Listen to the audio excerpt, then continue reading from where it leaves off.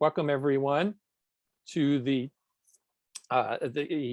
Investigator Skills Development Unit monthly webinar as part of the Multiple Chronic Diseases Disparities Research Consortium, which very soon will be rebranded as the Health Equity Action Network. The website for the consortium will be going live, we think, within the next week, and we will be distributing that information and site to everybody. So welcome.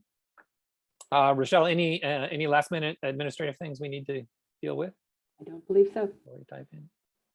Great. So Rochelle and Adele will be monitoring the chat if you have questions, and let's dive right in. So good morning, I'm Dr. Edwin Charlebois. I'm the director of the UCSF Research Coordinating Center to Reduce Disparities in Multiple Chronic Diseases for our NIMH Research Consortium. I'm also the director of our postdoctoral traineeship in AIDS prevention studies and co-director of our methods core here at the Center for AIDS Prevention Studies. So today we wanted to, as part of our skills development unit activities within the consortium, we wanted to talk about and give some tips on effective scientific poster creation and presentation.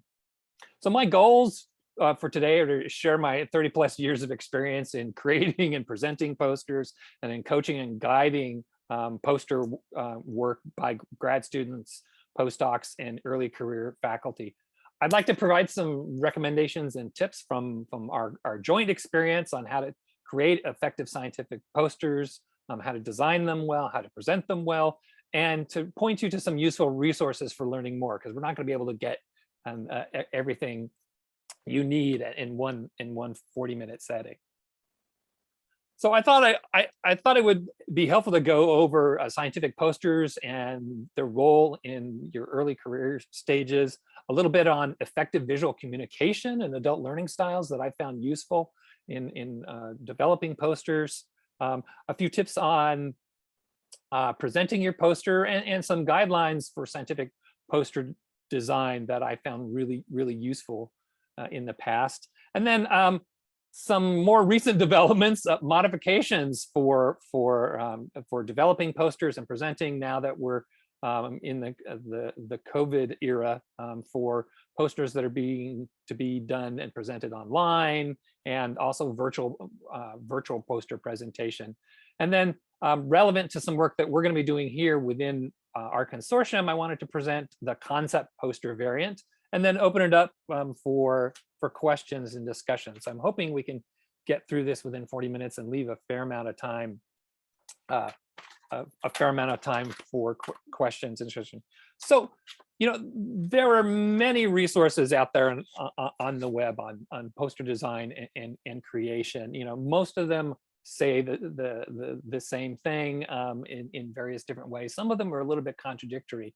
So for brevity's sake, my favorite is Colin Purington's webpage, which is a very succinct list of 40 do's and don'ts, and he also presents some poster templates for you. So if you wanted to go like a one-stop rapid digest of recommendations for poster creation and presentation, Colin Purington's site's a really good one. Also on the web, there are a number of different poster templates that you can download in PowerPoint format. There are lots of pictures of scientific posters from a number of research arenas. I really encourage you to go on the web and look around and look at different poster presentations and content and see what resonates with you, and also as an idea generating activity. A lot of the large national and international meetings now have conference poster archives. That's another great resource to go and investigate and look at, because there's nothing like modeling on success. Look at what's out there, look at what's won, and familiarize yourself with what good scientific posters look like. I'm also going to recommend a book and a couple of journal articles and one online course that I've found really helpful to me. So we know, you're all very busy with your research projects and training. Why would you want to expend effort on making and presenting a poster? Well, scientific posters, I think, are really a key skills development activity early in your career. Learning how to write a scientific conference abstract is a fantastic and very necessary skill. How to organize your thoughts, present your research questions, get results across succinctly, and forming well-supported conclusions. That abstract writing skill set will serve you throughout your career in not only scientific poster and meeting presentations, but it's a critical skill for grant writing, for paper writing. And so the activities that you put into this early career activity of creating and scientific posters I think is a really beneficial. That we're not going to cover abstract writing. That's actually a topic all to itself that we'll probably do as another webinar in the future. But today we're going to focus mostly on creating an effective poster design. Presenting posters in your early career is part of this natural progression within scientific conferences and consortium like ours. Learning how to design a poster, then actually giving a poster talk, and those skill sets lead directly into the day when you're actually going to be standing up in front of a stage of 1,000 people giving an oral presentation.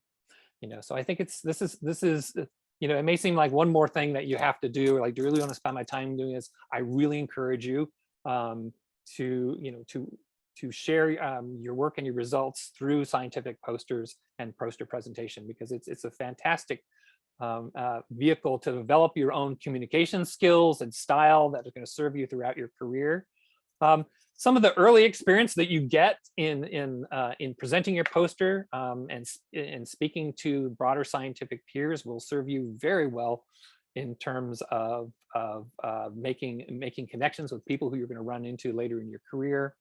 And also, unlike just putting out a journal article or something on a website, there's something about presenting a poster in person and interacting with people. I think my experience and those of my trainees has been that those exchanges of describing and presenting your poster really can lead to some unique and new information, things that you hadn't necessarily thought of. It's like, oh, I didn't think about that, or, oh yeah, I should be more clear around this. The other benefit is that scientific posters and abstracts are often archived and available. Sometimes they're published in compendia, and they really count as evidence of research productivity. And as I mentioned earlier, networking opportunities, and I'll get into that a little bit more. So what's out there that can help with poster design? For me, in my early career, I learned a little bit about adult learning styles that aided me in poster design, and I'm going to talk about some modifications of that I gleaned from teaching, a little bit on visual communication skills and guidelines.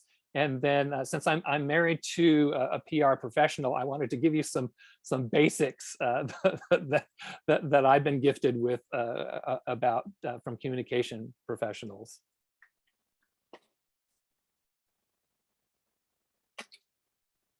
So one of the initial things that really helped me in designing posters and presenting in general was learning a little bit about the science of adult learning. So there's some research and a lot of educational dogma that says that children and adults differ in regard to the mode of learning that's most effective for them. And so there are three kind of main schools around these learning styles, but the most predominant one is this one that posits that there are three main learning modes. One is visual. People people incorporate information visually. They want to see it. They want to see how things are arranged or organized. Auditory. Some people have preferences for they want to hear. They want to hear from you, and stories or information that way. And then kinesthetic. And there are extensions on those that have been used. You can see in the lower left-hand corner here some of those extensions: linguistics, logical learners, interpersonal, etc. In truth, nobody has just one learning style. You're often have a combination of those. And more recently, I think the field is moving in the direction that there's not a lot of scientific evidence that these learning styles really significantly matter in terms of outcomes. So the randomized trials and things are really not showing much of an effect, which is amazing because learning styles are such a large part of the educational system. So given that caveat, early in my career, I found it helpful in the setting of getting information across to people in a very short matter of time. So the science does show that among adult learners, there are very specific preferences. So, so very in the modes at which people would like information presented to them. And from a poster session where people are fairly rushed for time, I think understanding these adult learning styles and the modalities attached to them can help you in designing your poster. For me, from my work and working with students and in my actual day-to-day teaching, I've kind of modified these. I find that when I'm talking about presenting information to people, I break them down into four categories. The first is graphical, diagrams showing processes or steps or how things are related to one another is good. I'm a very list-based person myself.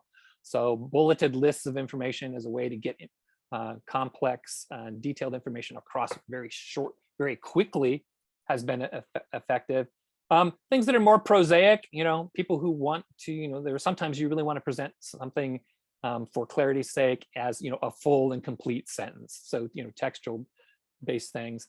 And lastly, contextual presentation. So story-based, or presenting the context of something, why things matter, how things interact with each other. And that's from my qualitative colleagues. I've moved much more into the mixed methods arena. But the take home from all of that, that in my early experience and the way you get information across to people, is that I think it's important to incorporate different presentation elements and modes into your poster. Graphics, list-based information, where you can, contextual, qualitative quotes. And so just in order to potentially address those different preferences that people have for how to get information understood quickly, having that mixture, I think, leads to a better poster and a more effective scientific poster. Posters are primarily, primarily a visual, a visual medium. So one of the questions is like how to be an effective visual communicator. So a couple of things early in my career that were useful were a couple of books and one course. One of the most influential books for me was The Visual Display of Quantitative Information by Edward Tufte. He's kind of known as the guru of scientific visual communication. There are so many bad figures and graphs and diagrams out there, and there aren't really many good avenues to learn how to choose the best graph, how to create the best graph, how to create an informative diagram to explain a very, very complex endeavor. And I found that Edward Tufte's book was fantastic about that. Even better, he holds a one-day course that now in the era of COVID is actually an online course That was really a fantastic companion to his books, including the visual display of quantitative information. I highly recommend looking at that. The course is a little expensive. It's over $100, but there are discounts for graduate students. And the nice part is if you actually take that course, you get 5 of his books, including these very pivotal texts as part of that course. Also useful is Donna Wong's Wall Street Journal Guide to Information Graphics, which I find that also a very useful resource. From the graphic design world, there are recognized rules and guidelines that are very applicable to poster design. Here are kind of the 10 commandments of visual communication. I found that learning about some of these principles has really improved my own poster design, my recommendations, and helping people edit and create theirs. So learning a little bit about the principles of visual communication is helpful. And when we make these slides available, people will have a number of resources. I can point you to some websites for that. But starting on the left, one of the first commandments is thou shalt understand the color wheel and color theory. And I found this useful in choosing colors for posters. The idea of complementary colors, things that look good together and yet provide contrast. Analogous colors, trying to highlight things using analogous colors is used when things are somewhat related to each other and you don't want to create that much contrast. But there's a lot in color theory that I think applies to the visual display of information that we use. Moving on, I found it useful to understand a little bit more about typography and read on some of the recommendations and guidelines, understanding font families and the rules that go along with those. It's important to combine fonts of complementary moods, never use 2 different fonts from the same general family. So there are some other general guidelines. We know that sans serif fonts are those that are fairly clean, don't have any ends. One of the things that I learned that I'm still trying to incorporate, it's great in posters and in visual presentations to mix a sans serif font with a serif font. Also, kind of not what you would think, but the serif fonts, that have these ends are actually much more useful when you're dealing with smaller text size. That's one of the reasons why books are you don't see a lot of sans serif fonts used in books. So it's useful to understand a little bit more about typography, how to use different weights, bolds, thins, shadows, and things like that. So I found that useful as well. Other visual principles that come into play with poster creation or understanding hierarchy, the use of lines to point things out, to demarcate things. Don't be afraid to use some iconography. We're all very familiar with things like with stop signs or exclamation points. The only caveat there is be careful and parsimonious in your use of icons. You still want to maintain an air of professionality. So having a poster rife with emojis is probably may turn several people off. Other visual design principles, such as contrast, order, and weights are good skills to develop. And lastly, of these 10 commandments, I think one of the things that's also very useful is this idea about space and less is more.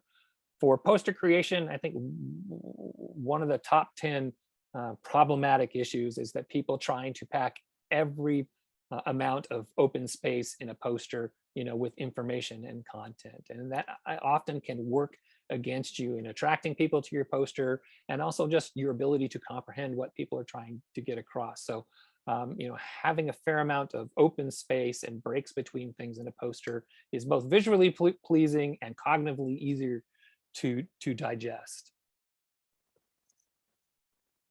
And then a couple of basics from communication professionals that I've found and very useful and want to recommend to you. I think top on that list is know your audience. Who is it that this poster is aimed at? Is it aimed at, is it a conference of people who are fairly conversant with the topic that you're talking about, that has implications in terms of how much jargon you can use, how many acronyms. In general, I try and suggest to people that where possible, you avoid jargon, unless it's something that's really well known within your field. Another part of knowing your audience is think about how a poster is actually absorbed. And you'll see from some of the photographs I'm going to be sharing, if you haven't ever been to a poster presentation before, but there are rows and rows of these posters side by side, and there's a throng of people walking along and looking at them. So some research has shown that you get more engagement from people, who are standing as opposed to sitting and listening to a talk. But I think there are caveats in the actual physical presentation of posters that you have to pay attention to: height, how far away you are, et cetera. So know your audience, know what their interests are, what might attract them, those sorts of things. In terms of content, the communications professionals tell us over and over, be clear, concise, and consistent. Only include the information that's needed. Stay on message. And we've all heard of public product focus groups and pre-marketing. The same thing applies for posters. And I've got here, pre-test and revise. Like, don't be afraid to have multiple versions of your poster. Share it with your colleagues. Get frank feedback and work your way through multiple versions. That's been one of the more useful activities engaged in poster design. And then thinking a little bit about what we present on posters, I think it's helpful to think about the differences between how our mindset as a researcher and the consumer of information. As researchers, we have a very set way of thinking about things and writing. What's the background of the problem? What are the supporting details? How are you doing at things? Then give me the results and conclusions. From the consumer standpoint, which as a participant in a scientific meeting, and you're walking in a poster hall, you are a consumer of information. Often those priorities are flipped. When you're walking along and looking at a poster, I find myself more interested, like, what's the bottom line here? What's the answer? So I'm kind of more interested in that, because that's what's gonna draw or attract me into something. And then the questions around, like, so what? And then I want to know, okay, well, how did you actually come to that conclusion? So there's this inverse relationship between how we as researchers normally think about things, and in the setting of a poster presentation, what a consumer is looking for. And I think it's great to keep those things in mind. So those are just some of the general principles that I've and areas I think for you to educate yourself that I've found and can suggest will be helpful in creating and designing your poster. Now, as I said, there are a lot of guidelines out there for scientific poster design. I gave you a link for one of my favorites. They also include templates and things like that. So let's dive into it. Let's dive into the guidelines for scientific poster design that I want to suggest. Here they are at a glance. Just as text and bullets, kind of hard to pull those things out at a glance. Well, part of designing a poster is, how do you take something, and a list of something and information you want to get across, and in a visually effective and intelligible way. So let's dive right in. My first recommendation is is to make your poster readable from 3 to 5 feet away. That's really how far people, the majority of people, are going to be when they first encounter your poster. And so what that means is, definitely use large font sizes for titles, for material that you presenting in your various sections. Use an appropriate large font size. This is one of the deadliest sins that poster creators can make, is having a poster with minuscule text that you really can't read from far away, and overloading a poster with text. It's almost impossible. As you can see in this upper right-hand corner, some posters actually attract quite a crowd, and if you can't get at least some of the critical information standing that far away, you've lost your opportunity to communicate what you're doing. I also suggest, if you can and where possible, having a large eye-catching graphic or diagram. That often I have found that will draw people in, as opposed to a poster that is really text heavy.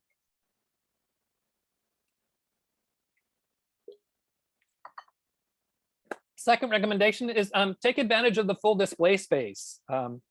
It's often a crime to run across a poster that is really tiny and hard to read as you're jockeying for position, and you realize that, oh, they could have actually made that much bigger, made it much more readable and much more accessible to a large group of people. So definitely check the conference poster information that you're attending. They'll often give you the size of the board that you have to take advantage of. So really pay attention to that.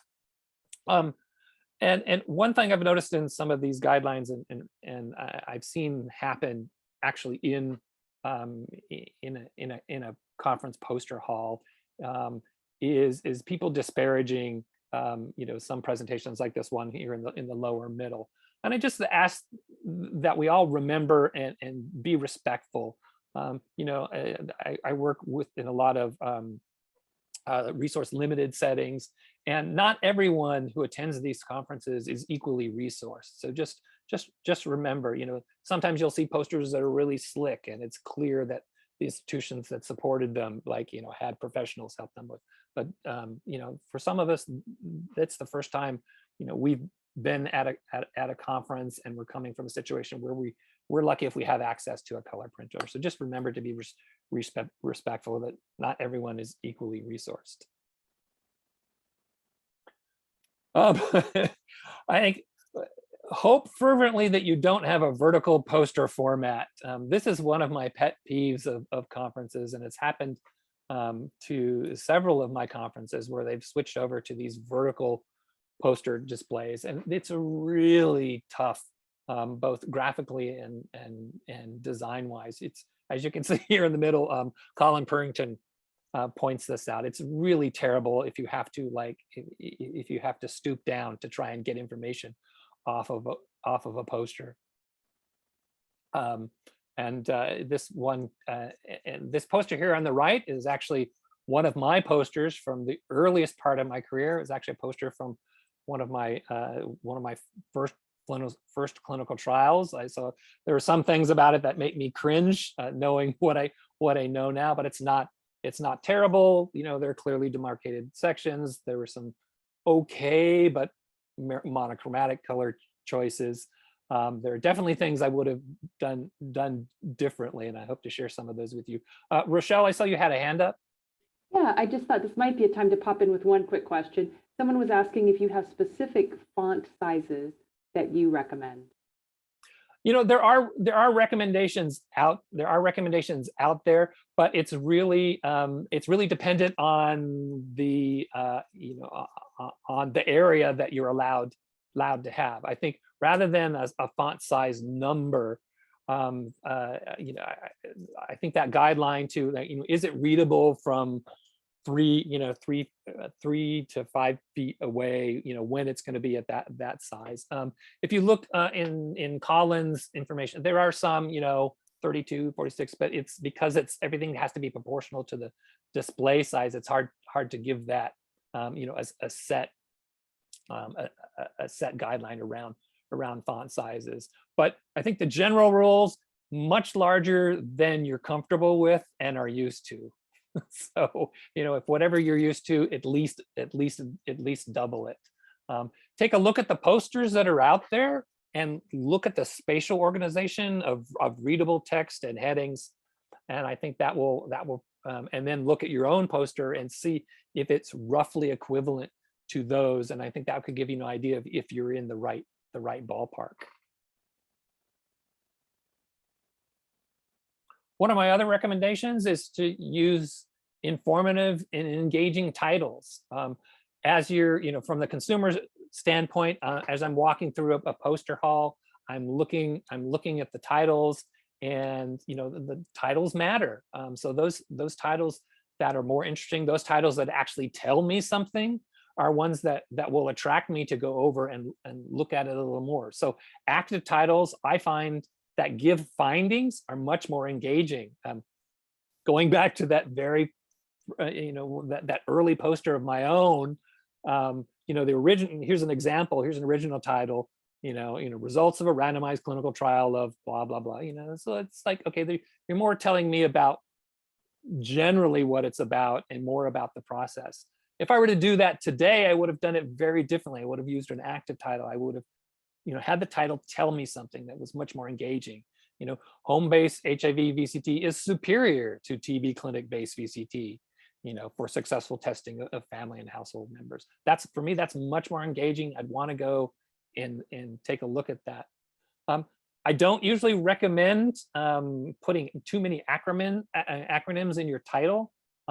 Here's another situation where knowing your field and knowing your audience is important. If it's a meeting where everyone is completely familiar with that, I don't need to spell out human immunodeficiency virus. And in this particular meeting, VCT is just a common abbreviation that we would all use. So definitely, where you can, make your titles engaging and actually tell you something. It's often, in my suggestions with my students, I'm having them take something, their primary conclusion. It's like, can you work your conclusion in? And this applies to abstract titles, applies to paper titles. I think I find this to be a useful suggestion. In general, in the guidelines that are out there, what to include on your poster, it usually follows what was in your submitted your abstract. That's typically, put in the guidelines are, put in a copy of your abstract, then do the introduction, background, materials and methods, results, conclusions, then some references and acknowledgement. I have some suggested changes to that format. One of them is to omit the abstract. I find it's a really, it's taking up valuable space. Hopefully, if you're doing your job, everything that is in the abstract, not word for word, but everything that's critical from the abstract is going to be on your poster. In the background section, I try and get people to definitely talk about the nature and magnitude of the problem. If it's a field I don't understand, I think that nature and magnitude of the problem is often the thing that will raise the significance of the poster that I'm looking for. For backgrounds, long sections of prosaic text are hard to digest. I really suggest that people use bullets. And also in the background, if you can, highlight the scientific or implementation science knowledge gap that this is addressing. What's not known. I do recommend that people have a separate section on the research question.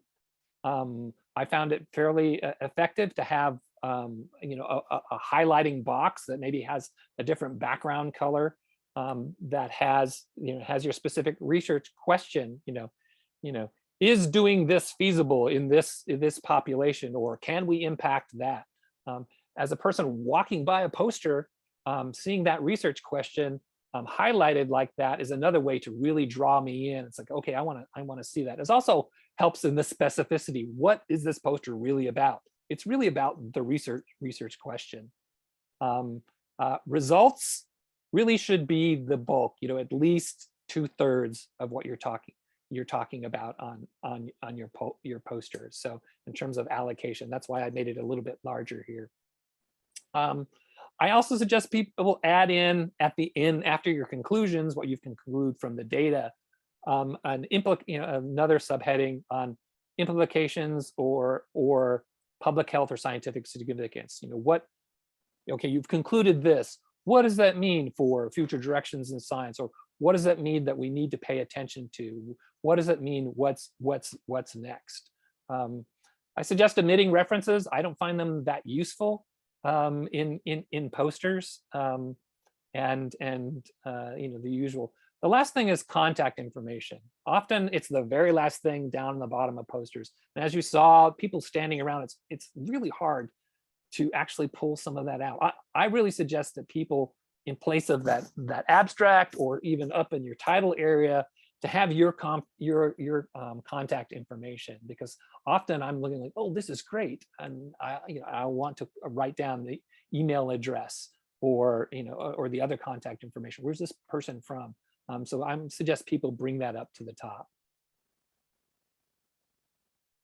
I recommend, for those sections that from the abstract and the additional ones, use large headings, subheadings, and open shapes to, the spatial arrangement of data on a poster is critical. You're often, grouping things by those major headings out of your abstract, but you don't have to stick with those. You can be a little bit more creative and let the content drive how you're grouping things together. Other shapes can actually be effective too. I wanted to share this one with you. I actually found this use of large open circles fairly effective in drawing my gaze, and with the changing sizes of these and grouping, it induces this natural order from, problem, approach, application. I found this to be a particularly effective one. And one of the recommendations that I often give for people early in their careers as a secret of success, and this applies to posters too, is focus, focus, focus. Really limit the presented information that you're going to put on your poster to just the critical elements that you need to understand. So you don't have to take the full, every word that's in your abstract and make it part of your poster, just the critical elements. Because, poster, from, as a consumer, poster reading and appreciation occurs. I have a very limited time. I have maybe 5, 10 minutes to get what you're talking about. So really make it easy for your audience. There are a lot of different ways to organize things spatially in posters, and you'll see that when you go and start looking at some templates. I am not adverse to using arrows to drive the viewer's attention from one section to another, because sometimes, should I be going, vertically? Should I be going horizontally? Sometimes just make it easy on people. And again, as part of that focus, focus, focus, I know there's this desire to, share all the really cool things that you've done on your poster, but overloading it is going to, work against you. Save, a lot of the in-depth material and the minutia for your one-to-one discussions with people. And just a little bit on presenting your poster and networking. One of the things that I think is really useful. I've met some really terrific people in presenting posters who ended up later being leaders in the field. So I have lifelong relationships with them that actually started when I was looking at their poster. It's also great later in your career when you think, oh, I need an expert in this. Oh, I ran into that woman who was doing social networking on that island. Like, I should look her up and bring her in.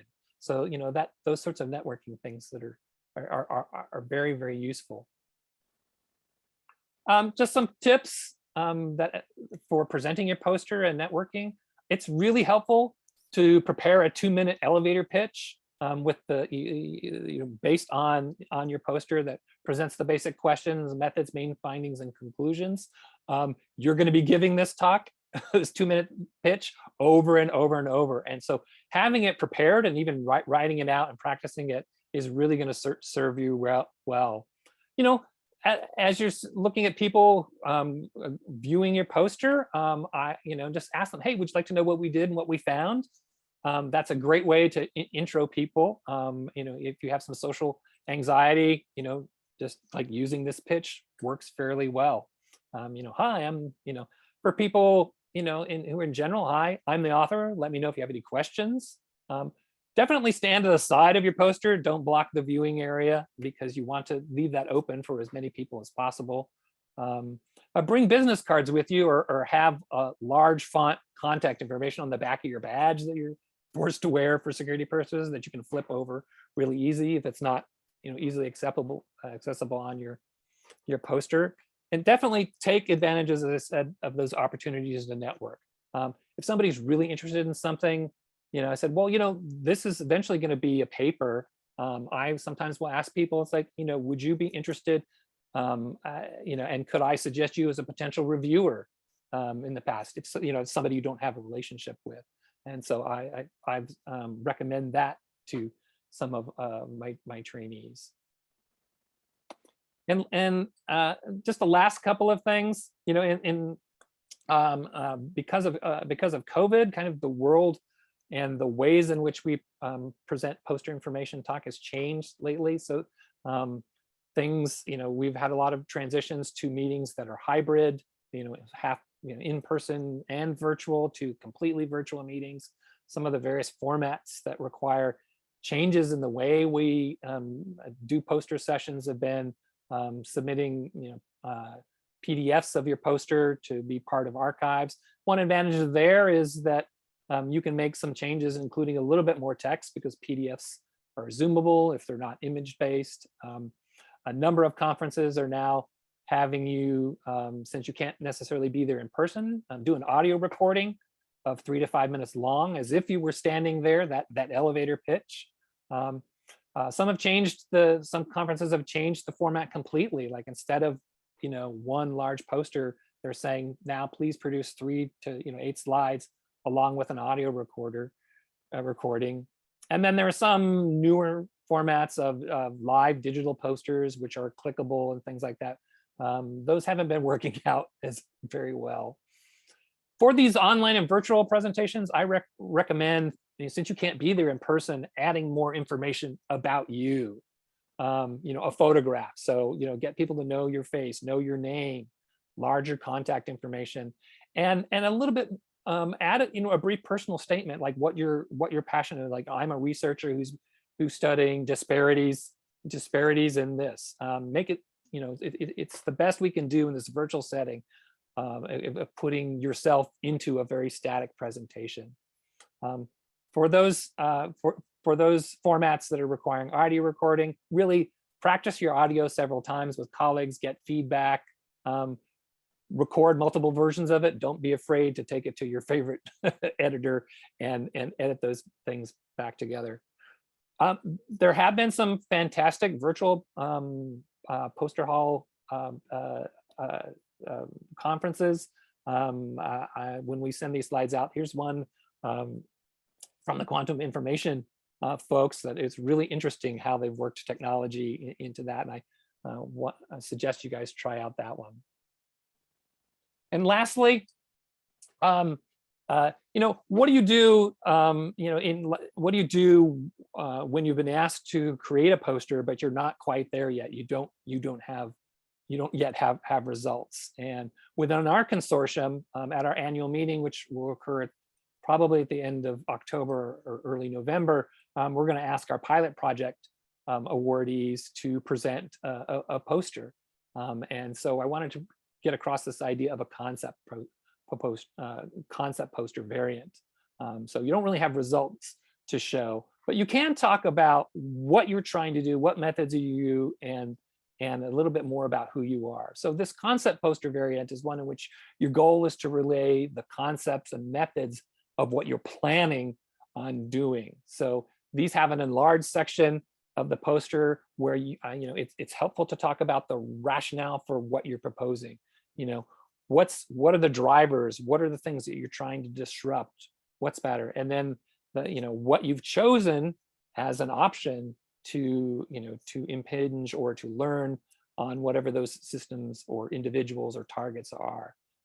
I find these concept posters where you have a diagram you know, the causal chain, or a diagram of what you're trying to do as if, you know, a study, you know, a depiction of your study. And also expanded sections on methods, you know, how you're going to go about doing it, a little on the timeline.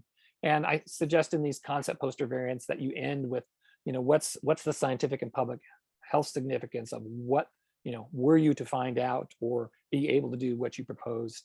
You know, tell me about that. So that's my 40-minute whirlwind suggestions and information that I wanted to try and get across to you that can help you learn more and produce a more effective scientific poster, and just a couple of tips on presentation. You know, in summary, always keep the audience and the viewer utmost in your mind. You know, put yourself in their shoes. What would you want to know if you knew nothing about it? How would you get that information across clearly? Take a little time to learn about some of these visual design principles. I think they will serve you well. You know, definitely model on success. Go out there, look at posters, look at, you know, like, you know, the award-winning posters to see what works for people. In photographs of conferences, look at the posters that have like the people around them. What can you notice and learn from? Like, why do you think people around there? Is the topic? Is it the way it's presented? Your colleagues and mentors are a terrific resource. You know, definitely have multiple feedback sessions on the design of your poster, on presenting them, and make sure you budget enough time to have those revisions. And lastly, you know, there are a lot of guidelines and rules out there, but, you know, some rules are really meant to be broken. Don't be penned in with them. You know, breaking the rules is how innovation occurs. So I hope that was helpful. I'm glad we've got some time for some questions. Let me stop sharing. I'll go ahead and just lead us off in the Q&A. Thank you so much, Edwin. This was so informative and helpful. And it was kind of a fire hose. It was wonderful, and there's a lot of positive feedback in the chat as well. So thank you. And speaking of feedback, I will launch a poll here during our Q&A so we can collect that from you and hear how you like the session. I'm just going to ask you first the second question that came in from Teresa, host at University of Minnesota, who I recognize from our Investigator Skills Development Unit. Hi. So Teresa was asking for whether you have any recommendations around incorporating branding from your institution or organization, like colors and logos, into your poster presentation, especially if those colors may be too bold or the brand fonts are not as friendly to the poster design. Yeah, good question. You know, I think you know, in terms of institutional branding, it is helpful. It's helpful for me to associate, you know, the investigator with where you're from. It's like, oh, you're part of that group. So in that respect, it's useful. If the color scheme is not quite right, you know, I would take some liberties with, you know, reducing contrast, reducing saturation. You know, it depends on how rigid your institution is. Like, if you have to get that approved or not. I do find them useful for that association of like, oh, where's that person from? Where, you know, who do I associate them with? So if that's helpful, you know, do you have to use it? No. But I think your funding agency and the institution that's sending it would probably would like to see it. Folks are also welcome. I would modify it. Yeah, go ahead. Oh, welcome to unmute and ask a question if you like as well. Would anyone like to? If people want to ask the questions themselves, Rochelle, you can just nominate them, because people. Teresa, did you have a follow-up that you wanted to ask? I like people's voices and faces. And not a follow-up on that question, but I had another question about if you have any tips, especially coming from C2 Dream and working with early stage investigators and also being a grad student, with designing presenting these concept variant posters that, and you know, with community being involved in research and that being a big goal, how do you go about presenting and designing these in a way that is friendly to both community participants and academic audiences? Great question.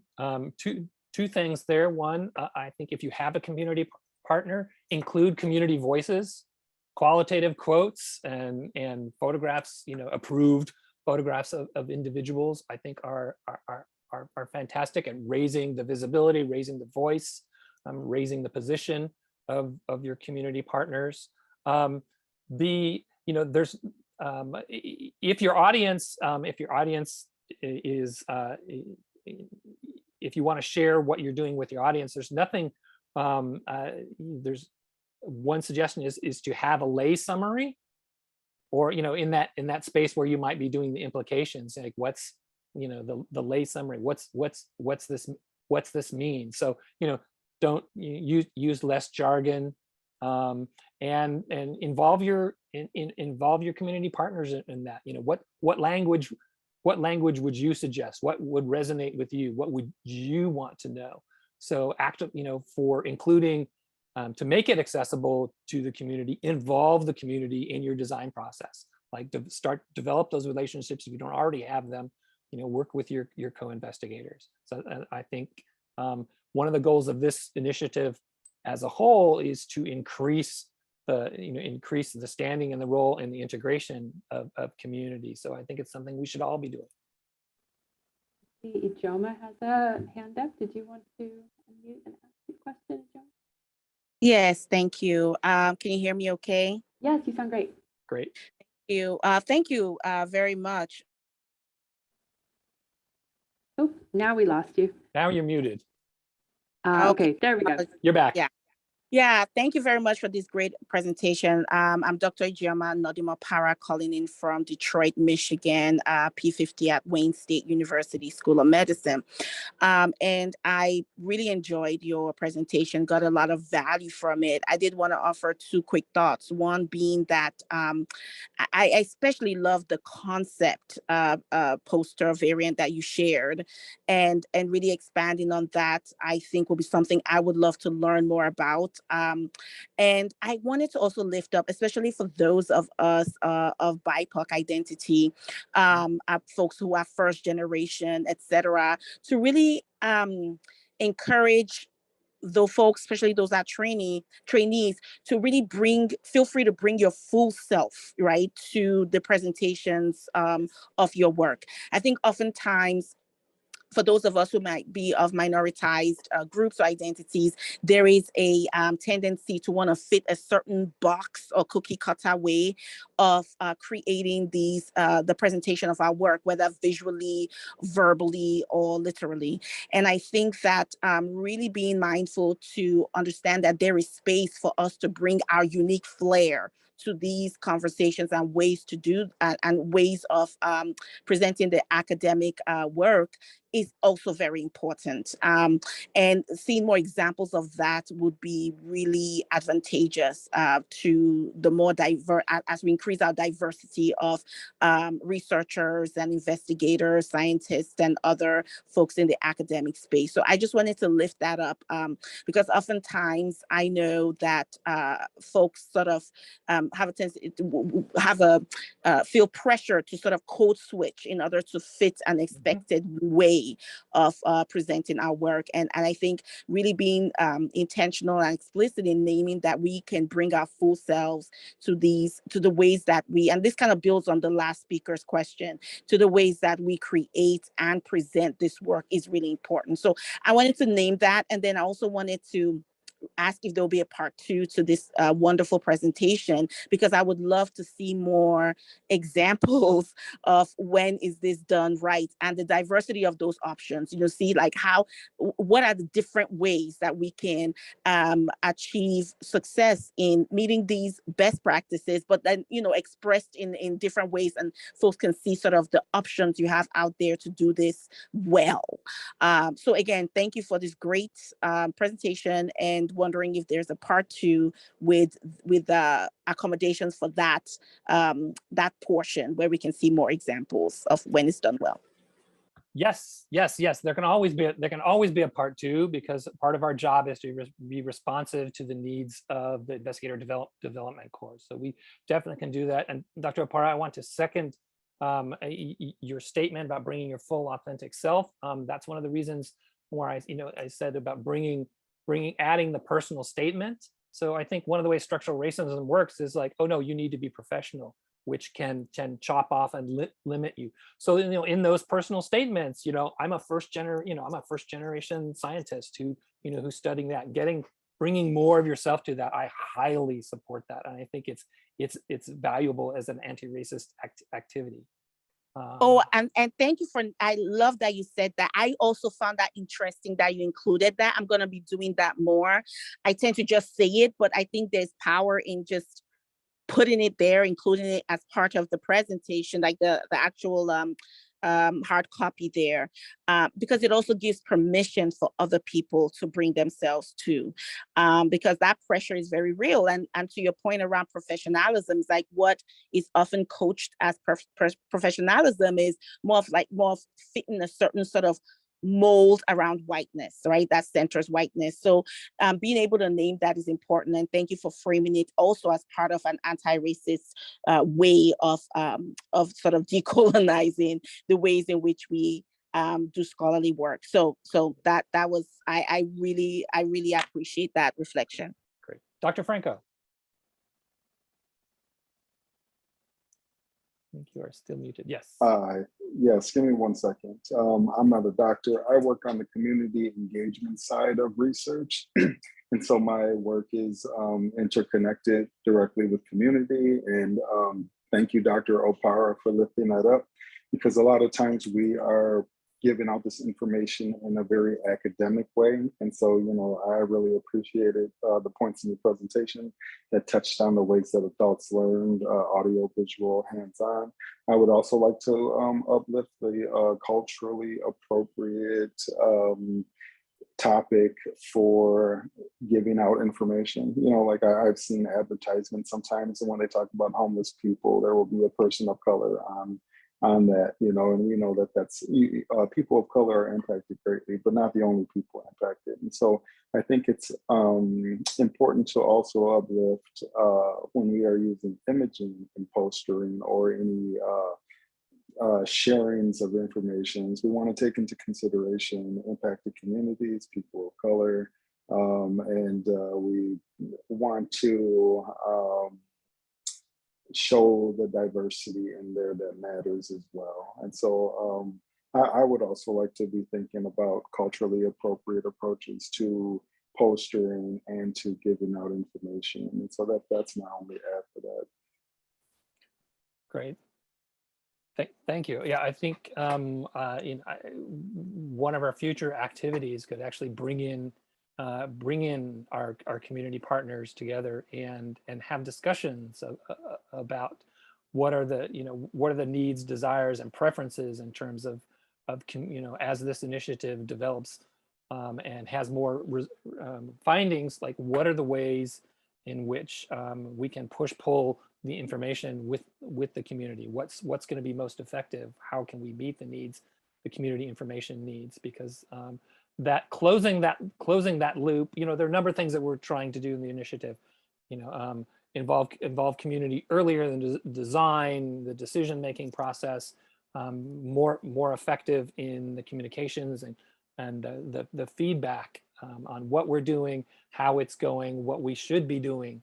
I think it'd be useful us as a group in one of our later sessions, or even maybe in one of our annual workshops to engage in those discussions. I'm cognizant of the time. I want to empower people to sign off if they need to. We can stay on for a bit for any burning questions. Again, thank you. Thank you to the learners and to the staff and the development core people for joining us. This was a real pleasure. Thanks everyone. Thank you so much, Edwin. And we don't need to rush away. So if anybody does have a burning question that you feel like we didn't get answered, I know there were a couple early on. I think there was one about digital presentation that I think you did a lovely job of addressing that during the talk, Edwin, but maybe additional questions. And I think there might have been one other question about the size of the poster being visible from 3 feet away. I said I went out on a limb and said, yeah, I think wherever feasible, make out all of your text readable from 3 to 5 feet, which isn't that far. If you think No, you may like be, how far you are you're from your- probably within 3 feet, you know, if you're not on a laptop, you're probably at least 3 feet away now. Right. And if you aren't, think about your ergonomics. But any other questions that we can help you with? So I'll try and scan the chat.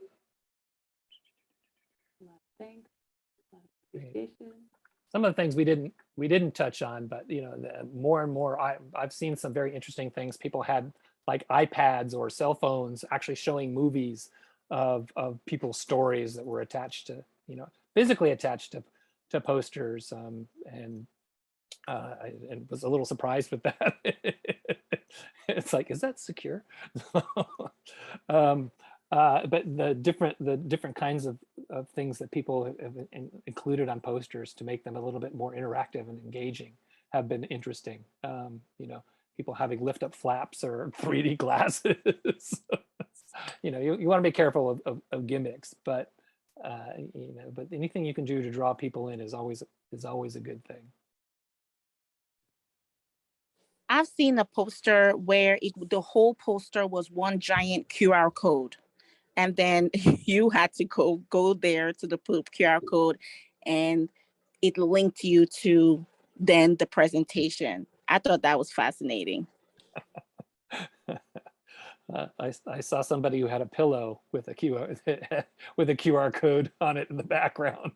And it's like, I wonder if I scan that, if I'm going to go anyplace. So that's interesting. Well, again, thank you. Thank you for joining us. We'll let you know when the slides and the resources list are available, and we'll distribute that out to all the attendees, and then it will be available on our consortium website coming up in the next couple of weeks or so. Thank you, everyone.